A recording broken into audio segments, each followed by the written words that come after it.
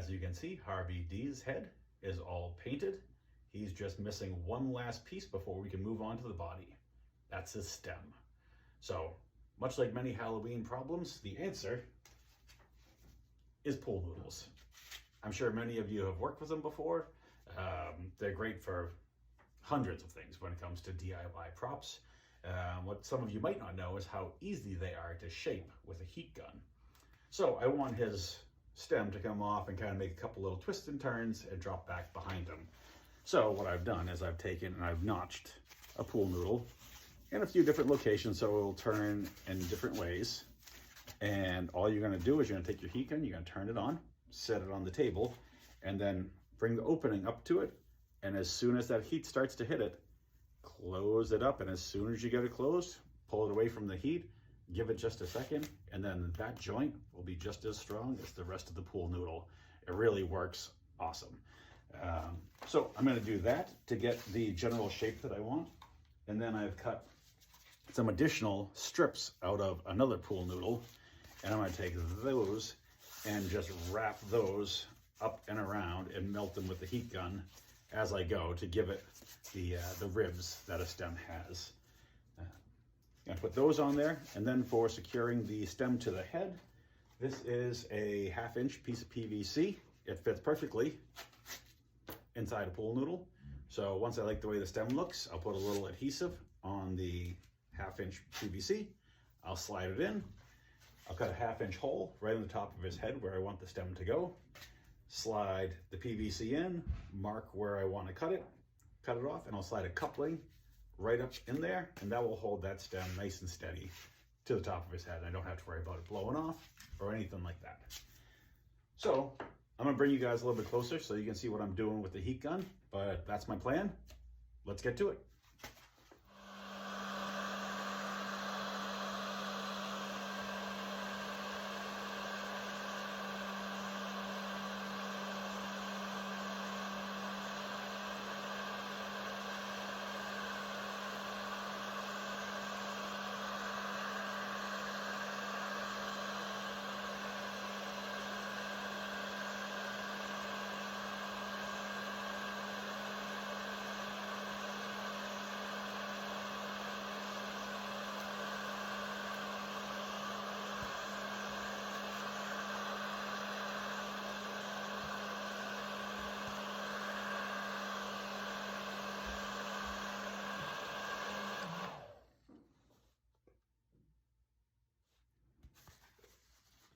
And that's how easy it is to shape a pool noodle with the heat gun.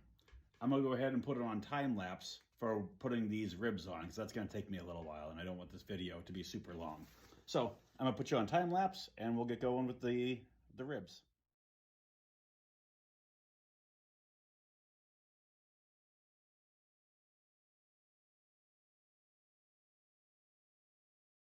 Well, it didn't go totally as planned, but the end result will certainly work. The noodle shaped just fine.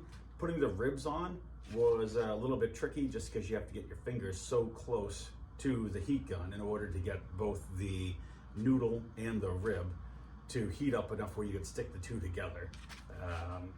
So fortunately I have some pretty old school hard kitchen hands, so they can take some heat, but even still there was a lot of pulling the fingers away and maybe saying a few choice words that got me to this point.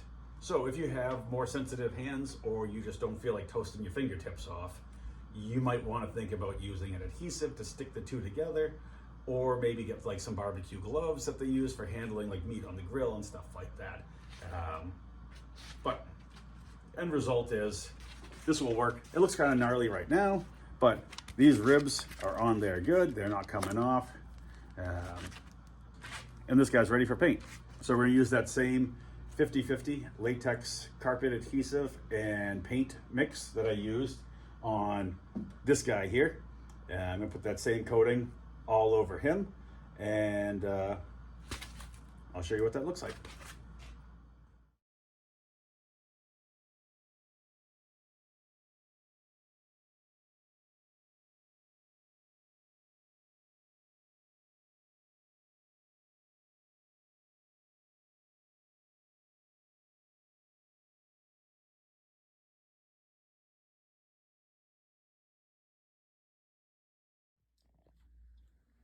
So I'm going to show you guys an up close of the stem.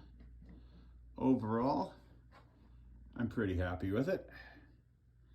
It didn't come out exactly as I was planning, but to be honest, none of my projects ever do.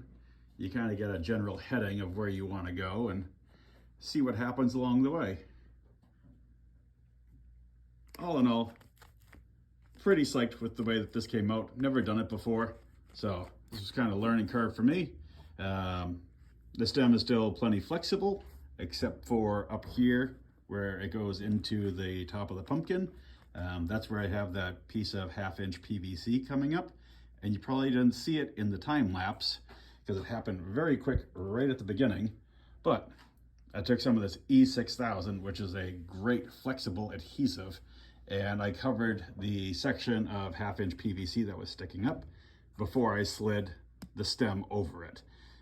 It does take about 24 hours for that to dry, so that's why you saw me with the Huck glue gun gluing down all these little bits and pieces, so then that way that stem would stay nice and seated while that E6000 dried overnight.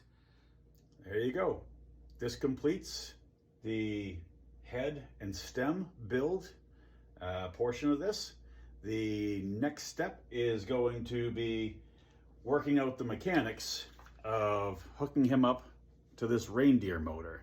And this motor is going to be what turns his head back and forth. So it's like he's scanning the yard looking for his next victim. So I want to figure out the mechanics of that before I start working on his body, because I want to make sure I leave room in his chest cavity to bury those electronics inside. And then that way I'm not too blocking myself with building the body first and then having to retrofit that in. I want to have my design intact and ready to go, and I can build my body around that much easier than the other way around. So he's now 100%. If this is all you wanted to do, he's ready for your porch. He's ready for whatever, whatever spot you have for him. And he looks great just like this, but I'm an over-the-top, excessive type of a guy. So we're building that 12-foot body. We're putting all sorts of motion to him, and it's going to be a wild ride. So I hope you guys stay in tune and keep on watching. Thanks for the support.